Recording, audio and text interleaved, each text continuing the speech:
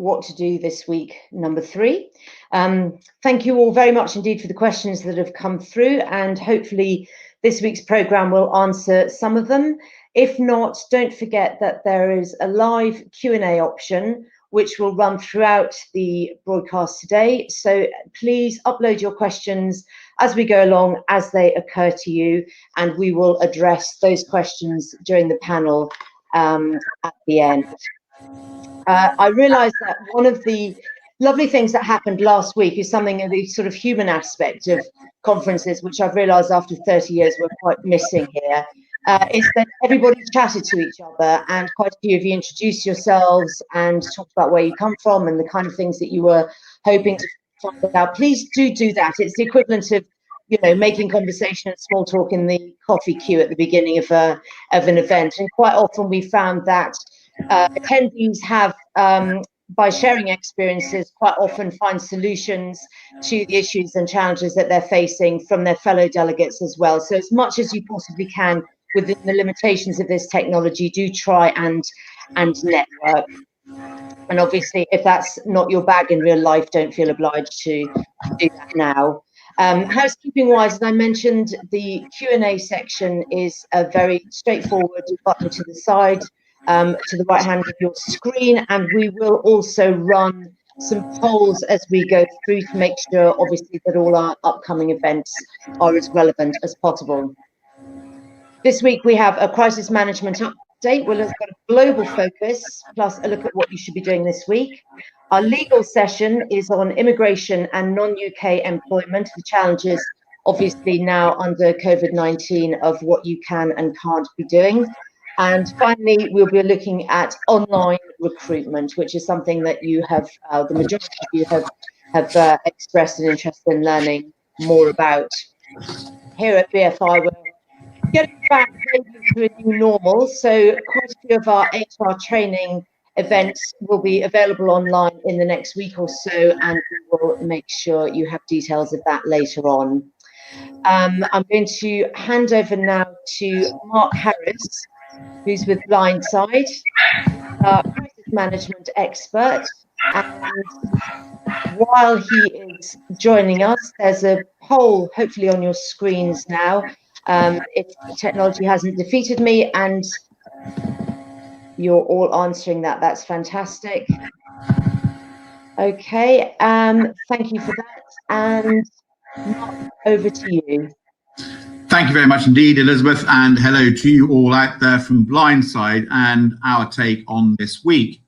So, since last week, we've learnt that COVID-19 does not respect old Etonians, and here in the UK, some people still have problems with distancing. And I think the last one I saw was some 62 mourners at a funeral. So in this session, we'll be talking about what you should be doing with regards to crisis management, business continuity, communications, and resilience. And we will expand on what we're discussing with our clients regarding the future.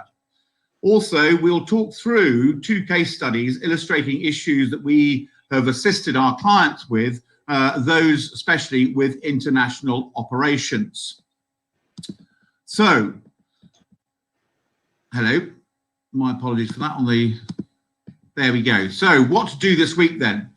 One of the most important things is to ensure that you are monitoring still the threats and risks that are coming about due to COVID-19. And you should be doing this, especially if you have international operations on a global and also national point of view. And those with international operations should be looking at their local communities too, where they are operating and what the issues there might be with regards to their ongoing business resilience. And lastly, as I talked about last week as well, do be aware of the risk from cybercrime and threats. Again, we've seen a lot of phishing attacks coming through, so do be aware of those. And then looking to your resilience, checking up on the business continuity measures that you have in place, looking back at your business impact analysis and making sure that's not changed against the overall threat and risk environment out there, and looking to make sure that the crisis management teams are set and ready to help. And then also on the communication side, ensuring that you are still doing the virtual walking of the floors, making sure employees and staff are both morale-wise are up and running, and two, still delivering on what you need them to deliver. And I think an important issue here is that you need to make sure that you have taken into consideration what the demographics is of your workforce. So you will probably have baby boomers, you will have Generation X, but also you'll have Generation Z. Now, the issue there, I say issue, not issue, but a thing with Generation Z is that this is a generation that was born and is technically up there, and this is the way that they communicate, and they are at ease with everything that comes through on their screens. And those screens are what they look at, not the faces of their family, and it's how they interact. Now, when there's a conflict, and I was listening to a webinar earlier this week, when there's a conflict between what they're having on their screens and what the actual reality is around them, they get a sense of unease, and that sense of unease then presents itself as uncertainty and indeed, to a degree, some fear. So do make sure that you're using all the platforms that you would use and also others to reach out to make sure that you are communicating with all employees in the manner that they are doing, and also that you're receiving their concerns through that as well, because communications is a two-way process. And also, we're advising clients and talking to clients now about transitioning and looking to the future. And to expand on that a little bit, if I might, what we're talking to clients now about is ensuring that part of their overall crisis management and resilience management setup is the setting up of a breakout team or a renaissance team, so that they are looking at establishing a vision of the new normal for when government restrictions are relaxed and we start to look at the new environment around us post COVID-19. So we need them to look at what is working now and develop scenarios against what you are getting now as to what the future might look like, and develop triggers for actions to start bringing your business up from what you're doing now to business as near normal, and then business in the new normal. Once you've got that sorted out, you need to think about your staff considerations. Some of your staff may well actually have had deaths within their wider families, etc. And you need to start thinking about what you're going to offer them to bring them back into the workplace. You think about other people who've been upset or distressed by having to work from home with others around. It might not be the way they operate. So again, think about what you're going to do with them to bring them back in and start work in the new environment. And review your processes. Discard what doesn't work, what hasn't worked, keep what has been working. And if you've had some workarounds which have really produced some excellent results, then embrace that as the new process going forwards. And then lastly, looking at the reoccupation of premises. Is that building that you occupied yours alone, or is it a shared building? Are there other tenants? What are they doing? When are they coming back to work? That's all very important to coordinate that, and also coordinate with landlords as to what they've been doing with regards to deep cleans, etc., to make sure that you're going back into an environment which is healthy and safe and secure. Now, moving on to the case studies then, and there is an intent to demonstrate the international issues that we've found with some of our clients. The first one is a development agency with their head office based here in London, and then subsidiaries and staff operating internationally with projects in Asia and Africa. Now, their challenge was obviously maintaining operations against differing national risk tolerances and, of course, national restrictions. And this is something to take on board, that every individual will have their own threshold of what they are prepared to do. Now, in a lot of cases, governments have now imposed various constraints or talked about guidance on what people should and should not be doing. And so it's important to reconcile that to make sure that you're still able to deliver your business operations with differing restrictions in place in those countries where you are operating. Now, the solution that we delivered to them was to conduct a business impact analysis, make sure they had identified what their critical dependencies were, then the development of the draft business continuity plan, which was reconciling all of those differing national restraints and restrictions and control measures. And then we conducted a virtual workshop to prove the business continuity plan, make sure that everybody read into it, agreed with it, and then the business continuity plan was approved and signed off. And so the client then is working with that business continuity plan and is reviewing it, as we said, on a daily basis with a conference call to make sure everything is still working and functioning. And then moving on then to another international client of ours, and this is a precious metals miner. Their head office is in London. Now they're all working from home. But their challenge was maintaining operations with a multinational workforce with limited medical facilities and a national lockdown.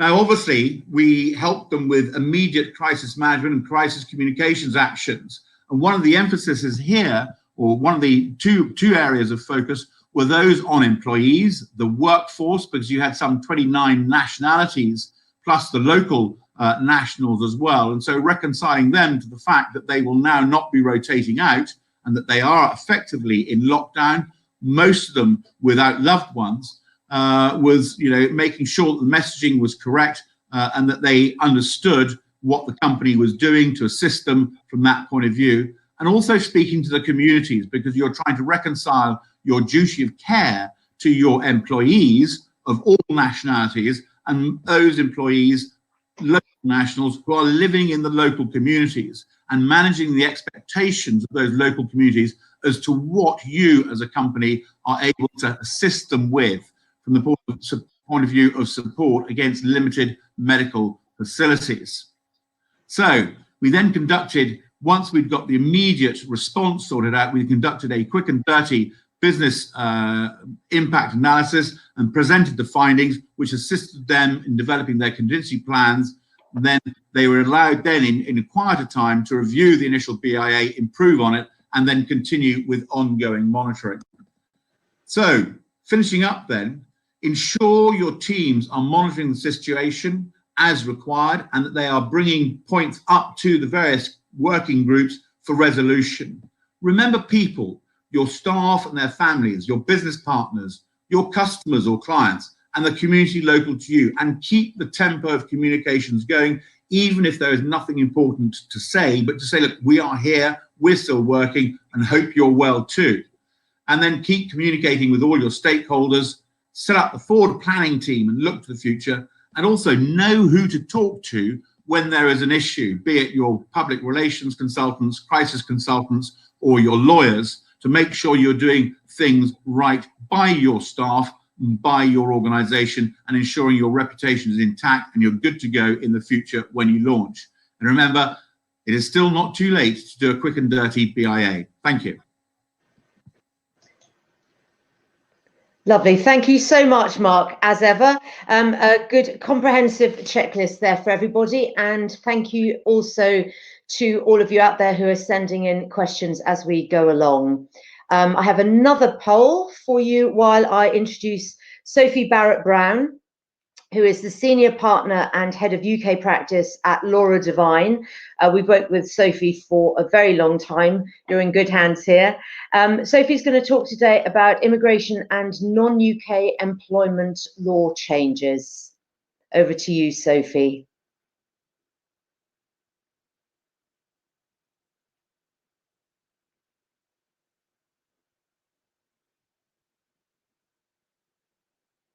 Or at least in a minute, we'll be over to Sophie. There we go. Fantastic. Thank you very much for the introduction there. Sorry for the slight technical glitch. Hopefully everyone can hear me and my microphone and camera are working. It's great to be joining you today on such a topical issue and something that I know so many employers and workers are struggling with. So my area of focus today is around the immigration issues that arise for those workers in the UK who are migrant workers here with UK Immigration Permission. There's a lot of issues that this throws up. I'm going to focus on a select few for you today. It's very much from the perspective of the employer, sponsors and workers that I'm going to focus. And some of you may be aware that a bold and reassuring statement was made in Parliament back on the 23rd of March. Kevin Foster stated that no one will have a negative outcome through the immigration system due to a circumstance that was beyond their control. And obviously those circumstances that Kevin's referring to there are COVID-19 related circumstances. But how is the Home Office giving effect to that pledge? It's something that has been somewhat slow. The Home Office response, I think, has been a little bit disappointing in how slow it's been. We've had two sets of policy announcements in February. The first announcement that was very limited and applied really specifically to Chinese nationals and those normally resident in China, giving automatic extensions for a temporary period. But of course, as the crisis has unfolded further, and that has been necessary to expand that. Sorry, I'm getting some messages that it's difficult to hear. I'm going to try to speak up for you. Hopefully the microphone will pick that up better. Apologies if I'm shouting to listeners there. Thank you, Mark. Okay, so I'm going to look at the policies that the Home Office has introduced, focusing on the perspective of the employer and the migrant worker. What I'll look at is the position of migrants in the UK whose leave is expiring, specifically looking as well at Tier 2 sponsors and their duties and changes that have been made to the duties of a sponsor, and right to work checks, a wider issue than just for sponsors. And then looking at some of the practical issues, because of course one of the big considerations is that COVID-19 has thrown up a lot of practical problems, with many sites being closed where migrants need to physically attend a site as part of the application process. So I'll touch on that as well. So firstly, to look at applicants who are in the UK, migrants who are here and have leave expiring. This is one of the key areas where the Home Office has sought to make adjustments, and we now have a scheme to temporarily extend visas for those who are in the UK. Now, it's specifically targeted at those whose leave is due to expire or has already expired between the 24th of January and the 31st of May 2020. It's possible that might be extended, but those are the dates at the moment. But it's important to note that this is for those who cannot depart the UK due to a COVID-related issue, travel restrictions, self-isolation, and so on. The extensions will be given until the 31st of May, and those who will benefit from those extensions will continue to have the same status that they have currently. So whatever category of immigration they're in presently, that will be the category that continues, and whatever restrictions are tied to their status.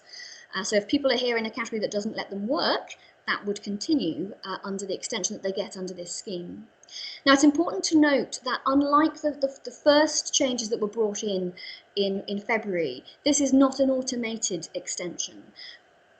Migrants must, in effect, apply to the Home Office. They must notify the Home Office through a new online form that's been introduced, including the reasons why they are not able to depart. So I think one of the concerns around this is that some people are worried whether or not their reasons will be accepted. Our view is that it's very likely that a light touch will be taken on those reasons, and given that government advises that people should not be leaving their homes, then I think that should be a strong enough justification as to why people cannot travel to depart the UK by the time their current status expires. But of course, that's a situation that could also change. Government advice in the coming weeks may adjust in relation to the stay-at-home guidance. In our experience, these seem to be being responded to pretty quickly by the Home Office, so people should get a confirmation via email that their leave has been extended. Now, there are other provisions, there's specific provisions for NHS workers where automated extensions are being granted for certain NHS workers whose leave is expiring by October. They're actually going to get a 12-month automated extension, so that will be beneficial for some groups of migrants and obviously those who the NHS are caring for, benefiting from those migrants. There's no fee for these temporary extension applications, but there's also no biometric residence permit being issued. It is at the moment just an email response from the Home Office confirming that records have been updated. So that may also present practical challenges for migrants in demonstrating the extension of their immigration permission. Other factors that the Home Office has brought in policies to deal with the switching provisions. For many people where their current permission is expiring and they need to apply in a different category, they would often have to travel outside the UK and apply from abroad, depending on the category in which they're applying in. It's now going to be permissible to switch from inside the UK on a discretionary basis into other immigration categories. Now, whilst the published guidance didn't appear to put any parameters on that, the Home Office has since confirmed that that switching flexibility is only being offered to those whose current immigration permission is expiring between the 24th of January and the 31st of May 2020. So there are limitations to those switching provisions to be aware of. And of course, applicants applying under those switching provisions will still have to meet whatever the criteria are of the particular category that they are applying in. So to turn to some of the key changes now in relation to sponsored workers under Tier 2, I'm sure many of you will be sponsors and be aware of the very strict duties upon sponsors, record-keeping duties, reporting duties, and circumstances in which a sponsor will be required to stop sponsoring a migrant. And that's where we've seen a number of changes. So, for example, it's not going to be necessary under these special arrangements to report certain changes for migrant workers, such as if the worker is working from home, which will be a widespread incident for many migrant workers. That doesn't now have to be reported to the Home Office. And indeed, if there are absences that the employee is experiencing, and they are related to coronavirus, they don't have to be reported. One of the most important adjustments is that normally, if a worker is taking unpaid leave for a cumulative period of 4 weeks in a year, the sponsor would have to stop sponsoring that worker, and that requirement has been waived if the reason why the unpaid leave is exceeding 4 weeks is connected to a COVID reason. So that's an important flexibility. Something else, of course, that's a very hot topic at the moment with Covid-19 is the government scheme enabling employees to be furloughed and 80% of that salary being met by the government with the £2,500 cap per month. That does apply to migrant workers as well. Migrant workers can be furloughed, and those who are sponsored can have a temporary reduction in their pay of 80% or £2,500 per month, whichever is the lower.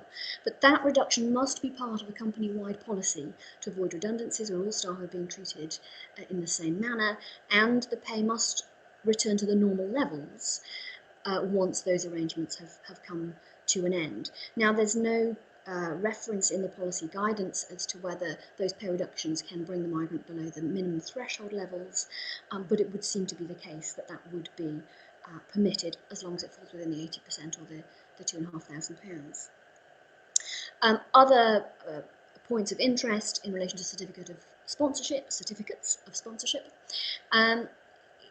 where the start date on a certificate has changed due to COVID reasons, the Home Office won't automatically refuse an application for entry clearance where there has been a change, and they may even accept certificates that are now invalid because they've expired if it's not been possible for the applicant to apply within the validity period. But do bear in mind that that is on a case-by-case basis and is discretionary.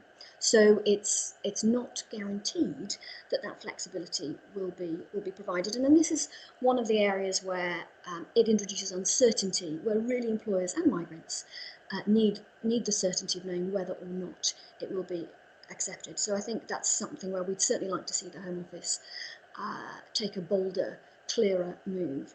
Now, there are many questions that still remain unanswered, and just to highlight some of those, what I've discussed in relation to the certificate of sponsorship is to do with applicants who haven't yet applied for their visa to come to the UK, but there are questions around those who have already applied but aren't able to come to the UK. So normally someone would be granted a 30-day vignette to be able to enter the UK, and they'd have to start work no later than 28 days from the start date on their certificate. The Home Office has not yet confirmed a position in relation to that. Now, one solution is to put such employees on unpaid leave and benefit from the provisions I talked about earlier for unpaid leave for 4 weeks. But really, of course, we'd like to see the Home Office simply agreeing that delaying the start date beyond 28 days is permissible. Also, in relation to the 30-day vignettes, on an individual basis, the Home Office seems to be indicating that where that's expired, it may be necessary to apply for another vignette at obviously cost and inconvenience. So that's something that many of us are taking up with the Home Office, and hopefully we can achieve some change there, but yet to be confirmed. Right to work checks is another really key area for migrant workers. Applies, of course, to sponsored workers, but also to others. The key change there is that it's not going to be necessary to see the work in person in their original document. So there are flexibilities there, and the details of that are on the slide for your reference. But bear in mind that a full check will still have to be undertaken within 8 weeks of the arrangements coming to an end. And then lastly, just to touch on some of the key practical issues to be aware of. Of course, many people are having their leave expire and will need to make applications for extensions and so on. Those applications require applicants to attend a biometric centre and give their biometrics, finger scans, digital photograph. The biometric centres are currently closed, and those closures are expected to last for approximately 8 weeks. But that doesn't prevent applicants from applying. Applications these days are online, and it's really critical that those who have leave expiry issues are submitting in-time applications for their online application, even though they can't attend a biometric appointment, to make sure that their current status is protected, and they're protected under what we call Section 3C of the Immigration Act 1971. And that means that their status carries on whilst the application is pending, however many weeks or months it may take before they can have their application concluded by attending their biometric appointment. There are other important centres that are closed. Many applicants are required to demonstrate English language. Those centres are closed. Applicants for indefinite leave for naturalisation need to take the Life in UK test. Those centres are closed. But they should still make their applications, and no negative decision will be made. They'll be given the opportunity to take those tests when those centres open. Now, there are many other small changes that the Home Office has made to try to create flexibility, and many more that we're expecting to hear about as the days and weeks unfold. The key here is that it's an ever-changing landscape. It's absolutely critical to keep up to date. So do keep an eye on the Home Office website. On the subsequent slides, we've listed some resources for you to help you keep up to date. In particular, there's a specific landing page for the Home Office which combines all of their policies, and also some sources of information from our own website that we're keeping up to date to keep you all informed. Back over to you.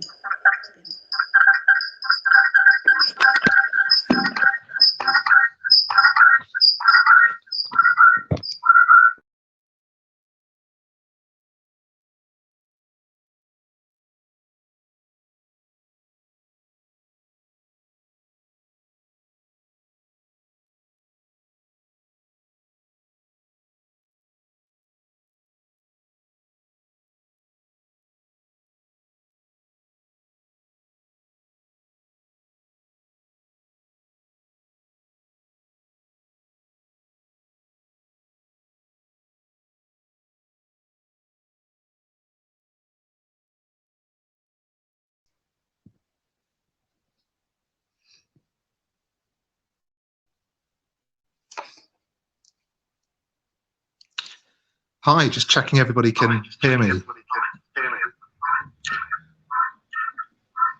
There's a little bit of echo here, so I'm just going to turn my laptop off.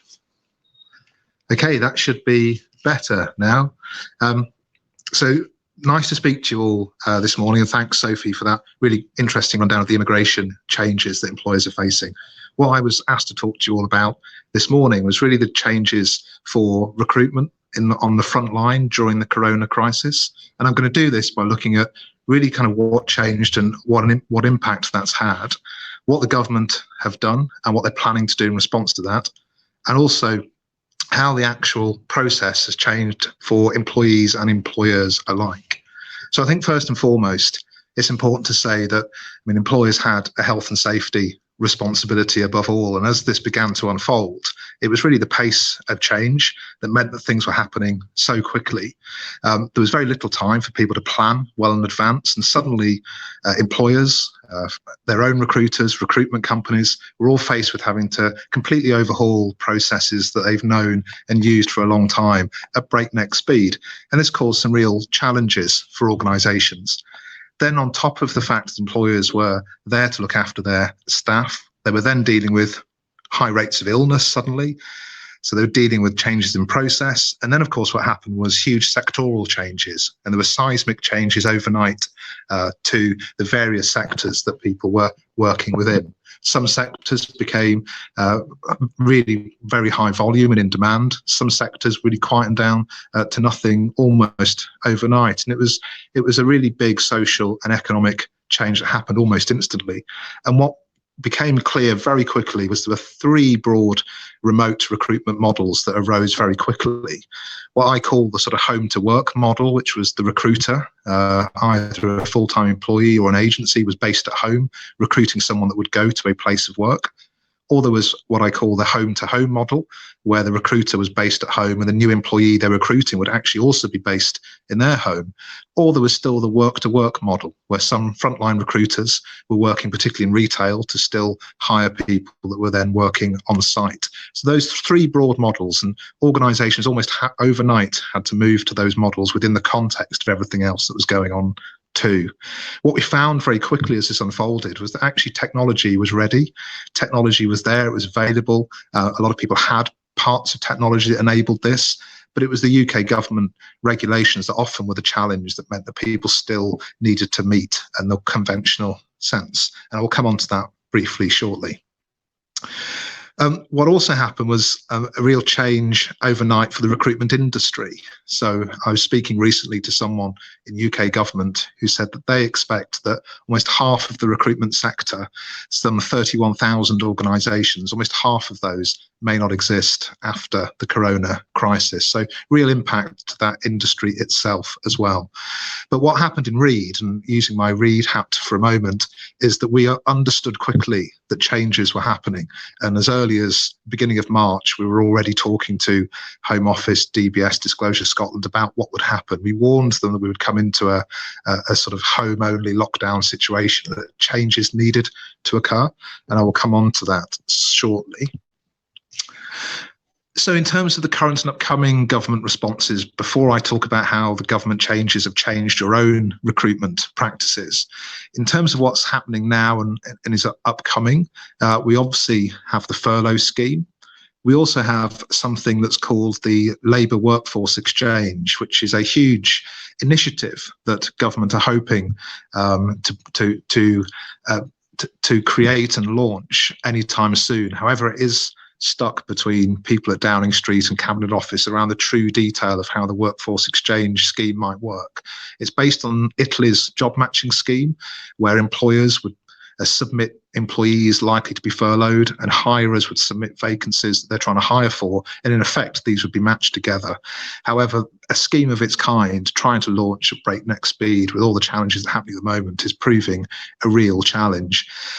Bets are off at the moment about exactly what will happen, with some saying it might just get delayed until actually too late for it to make an impact. Some saying it won't go ahead at all because there's too many points of detail to really clarify, or some saying it will launch anytime soon. But that is a big upcoming government response if they can get that over the line. Of course, the other thing that changed that had a real fundamental impact on people was the addition of being able to take secondary work whilst on furlough. And that changed a lot of people's situations. It created a lot of challenges too, when suddenly that allowed people to decide to either to take furlough rather than to continue to work, because knowing they could get a secondary position. So that really that came in about a week ago, and that's actually had a fundamental impact on the nature of what people are deciding to do.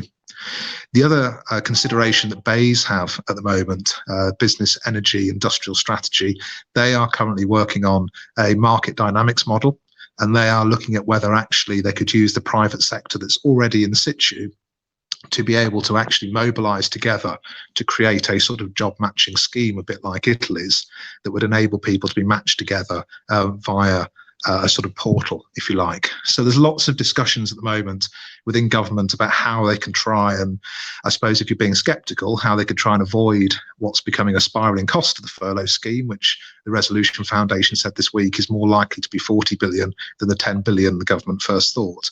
But there's lots of activity about how they can do that. Of course, what business really is hoping to get soon, and what everyone I think is hoping to get soon, is an understanding of the exit strategy that we're all hoping will start to come out shortly. But in terms of the change from the regulators, from people like Disclosure Scotland, DBS and Home Office, actually what we saw was some quite quick change from them across the first few weeks of March to enable a new situation, a new type of online recruitment available for everybody. I think everyone on this call would already know, because you're experts, that the greatest challenge with onboarding people quickly was that the requirement to still meet people face to face via the Home Office legislation. That was the thing that was really, if you like, blocking very quick high-speed recruitment. As early as March the 9th, with my another hat on, as a member of the ECHO committee in Home Office, we debated how we could actually amend that legislation to enable people to recruit remotely, because, as I told the head of the policy unit at Home Office at the time, we will get to a point where everybody by and large is working from home, and therefore we cannot stop recruitment. We can't grind the economy to a halt in that way. Home Office was very understanding of that fact. They were very keen to adapt their legislation. The challenge in those early days was exactly what do we adapt it to, and how do we do it? There was lots of debate about how we can ensure that what is put in place of that legislation remains safe and isn't too much of a sort of anything goes type scenario. So it was on or around, I would say, about the 18th of March that a proposal was put to ministers. We had a series of conference calls that day and the day before, trying to iron out certain items of detail for that proposal to go through and be signed off. It still took about a week or so to get signed off, but eventually it did get there. And I'm pleased to say that from the perspective I have, that has really helped enable the UK labour market to respond to this and still recruit and hire quickly and in a remote fashion. Then coupled with that, with a different hat on, I'm a non-exec board member of Disclosure Scotland. I also chair the trade body for the DBS and Disclosure Scotland. And we were talking to Disclosure Scotland and DBS about ensuring that we could still run police checks, again, without needing to see face-to-face documentation. That requirement obviously was a legacy of the Home Office legislation. So we used the fact that the Home Office were changing their rules to enable DBS and the Disclosure Scotland process to be quick. Again, we explained that very quickly we could see a scenario where the need for police checks was immediate. And I think we're there, actually. Both DBS and Disclosure Scotland are running fast track services as well. So for key emergency workers, results are coming back within hours now, because there's a real commitment to ensure that health workers on the front line aren't delayed in any way. Disclosure Scotland is actually still an executive agency of Scottish Government. DBS is sort of arm's length, so slightly different. But in Disclosure Scotland, that's still very much a government agency.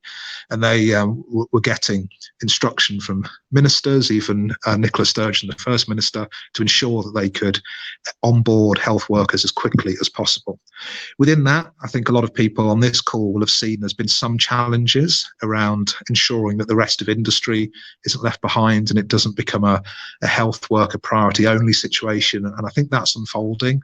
I think the DBS are there, and their channels are still relatively quick for our critical infrastructure, so our non-healthcare workers. And Disclosure Scotland, it's an evolving piece. We're having weekly calls with them to ensure that what the checks that are critical for our core infrastructure, like financial services, logistics, retail, etc., still go through quickly and efficiently. In terms of my read hat, what we did probably over a month ago now was we devised what we called fast track. Knowing the Home Office DBS DS changes were coming, we defined how could you optimize fast track recruitment. We spoke to the regulators within BAYS about how we could have a safe but most streamlined process. And in effect, we designed a process to be able to register and place workers within hours. What might have previously taken weeks or even months, we're now turning people around in hours now, which is fantastic to see. The fact we're 24/7 and we're working through the night means that we can still process those overnight and people can start in work the next day.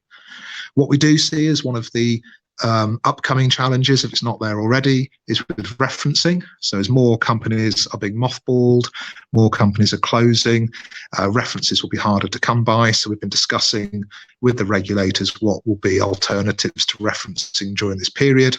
And my experience, I have to say, my perhaps slightly biased experience, I found that government have been very quick to implement a number of these changes. The communications hasn't always been quite there, but they have been quick to make those changes.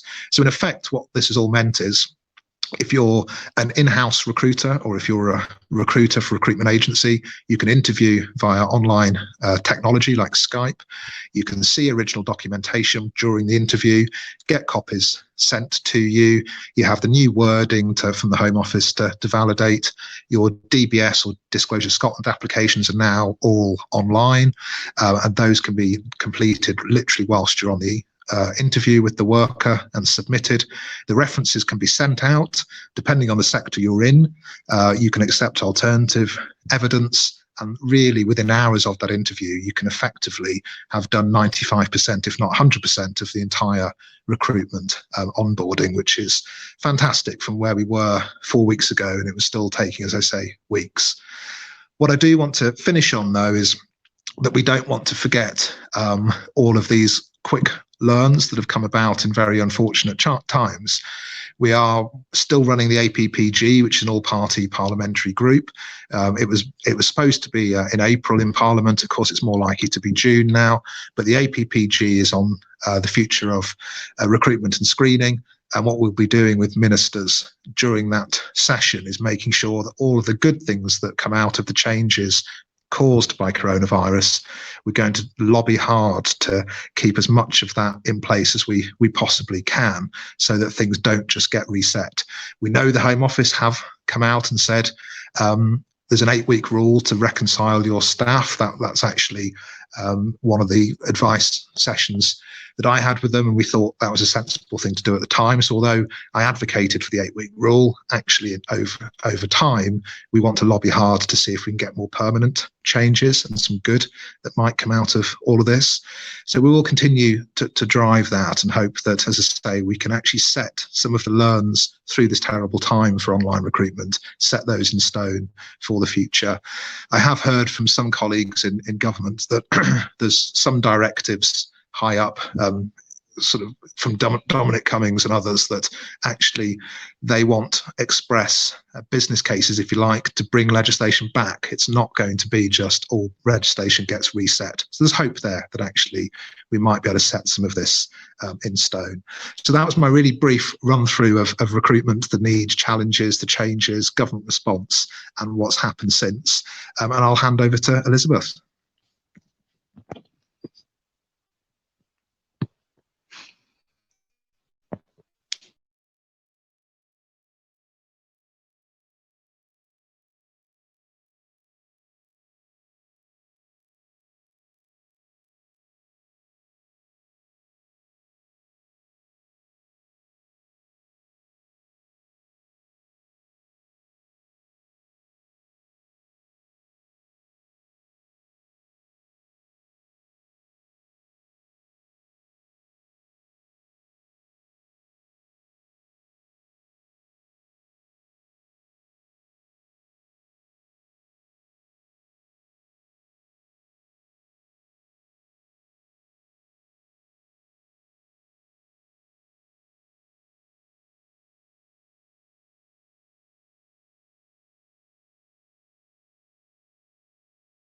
don't know if you can hear me, but I'm afraid we are experiencing some technical difficulties. But we will be sending out the recording, and we'll make sure that you can get the information you need. Can somebody let me know if you can hear me in the chat? Loud and clear. Excellent. Okay, so we do have time for questions. Thank you very much for that session, Keith. So if you can see the Q&A section for our attendees, there are 2 questions in there at the moment. Please do put some others in there, and then we can let our presenters answer those. You can also upvote the questions that are most relevant to you. Elizabeth, I can see that you're on the screen. Is your mic working? According to it, can you actually hear me? Put your hand up. I can hear you. Okay. Fantastic. I will now disappear and back over to you. Okay, and we'll do a quick final poll. These are obviously all anonymous. And if Keith and Sophie could come back and appear on the screen, that would be fantastic. And we'll move over to one of the questions, which I think is particularly relevant to Keith. Disclosure Scotland prioritising key workers, but should applications from other sectors be put on hold or not submitted until further notice? Did you hear that, Keith?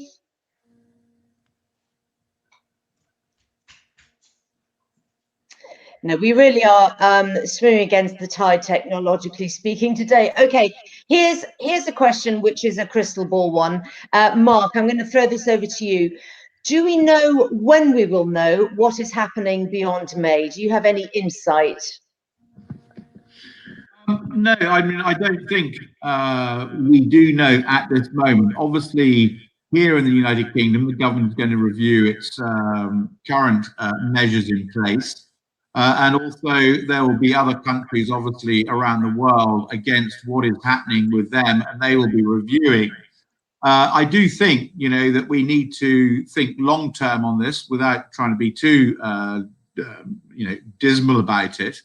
And going back to what I was saying, we're talking to clients about looking for those sort of triggers. So it is what your government is saying, obviously, because we cannot do anything which would put ourselves in jeopardy of going against government advice and then potential litigation thereafter by employees and staff. So there is nothing at the moment in the crystal ball with regards to actually here is a date. And again, going back to, I think, something we discussed previously in one of these webinars, you've got to be very careful about dates because people will put those dates into their diaries, but more importantly, they'll put them into their emotional diary. And come, you know, May the 30th, if nothing has changed, they're going to have a huge, you know, run up to the fact, okay, right, here we are, May the 30th, it's all going to be over, and then it's not. They're going to be extremely depressed about it. So, like I said, you know, just think, you know, the long term at the moment, and then work out the triggers, see what the government is doing, and then be ready to respond to that to start working yourselves up again to your breakout strategy. Great, thank you very much. And Sophie, if you can unmute your mic, I'm afraid I'm going to chuck that awful question over to you as well. From an immigration law point of view, do we know when we'll know what's happening beyond May? I think the short answer to that, unfortunately, is no, which I think is the answer about so much of the situation with coronavirus. Certainly, as we get closer to that, we're going to see more policy adjustments. With the previous policy change, it was getting quite close to the end of March, which was the period that they had the first policy until just a few days before the end of March before we saw the new policy. So it could be getting quite close to the wire again.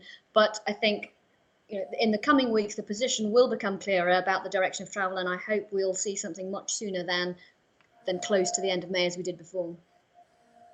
Okay. We've got a question which is probably quite a technical one, but I think let's have a stab at it anyway.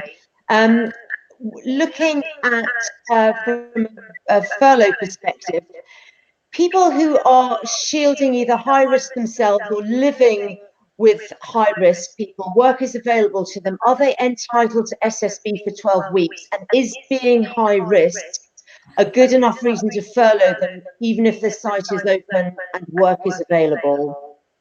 Mark, would you like to stab at that? I would say that you've got to look to your duty of care to your employee from the first point of view, and if there is someone who is with high risk, then you should continue with the measures that are in place for them potentially working from home. I don't know if Sophie has got anything else to add from sort of a legal point of view on that. Yes, I mean, I can't comment from the employment law perspective, only really from the immigration side.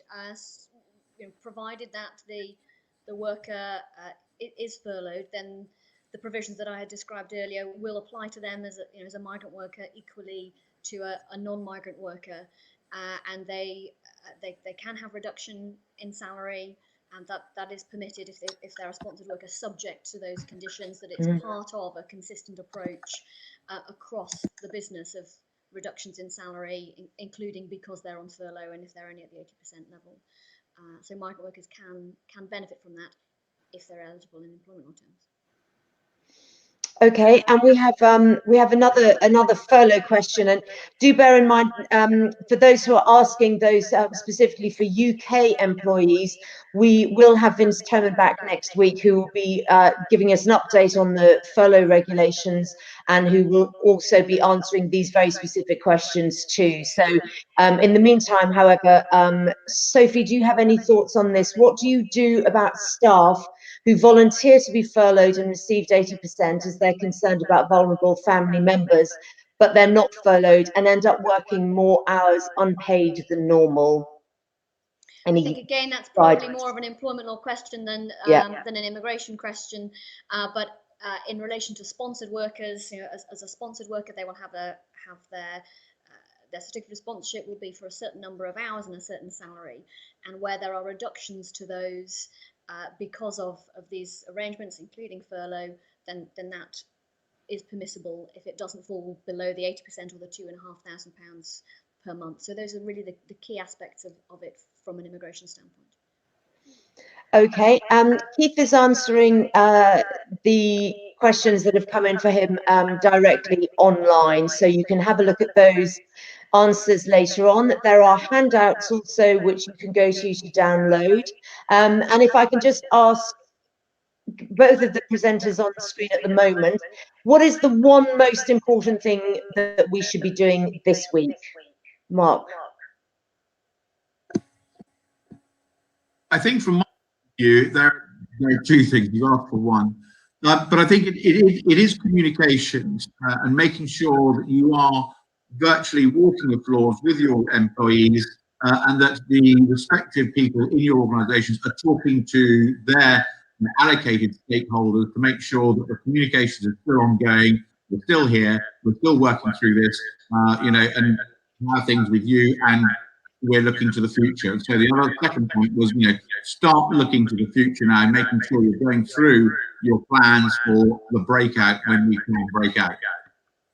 Fantastic. And Sophie, what would you, from an immigration law perspective, recommend people concentrate on if they could do one thing? It's a really great question. I think focusing on one thing is so tricky. I think I'll put it under the umbrella of, as an employer, making sure that you are fully aware of the composition of your workforce in terms of those who are migrant workers, and so that you're taking the right action steps, staying up to date, and keeping an awareness of the new policies that are coming out to make sure that you're complying, and making sure that applications are being submitted for those workers. In times of crisis, it's so easy to take one's eye off the ball, and where people's leave expires or compliance hasn't been followed, there of course can be problems for employer and employee down the line. So keeping the eye on the ball is very much the challenge in these times, I think.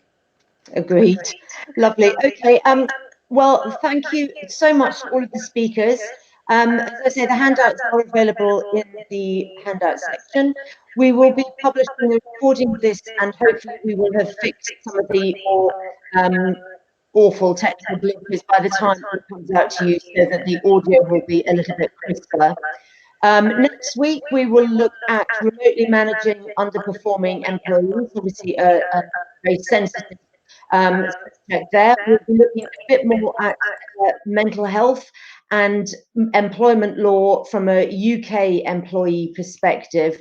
Looking at the changes, we'll have an expert here to analyse what those mean for your organisation directly. Thank you so much for attending today. Thank you for bearing with us through all of the glitches. And I wish you all a very peaceful and happy Easter, and do keep your questions coming in. Thank you.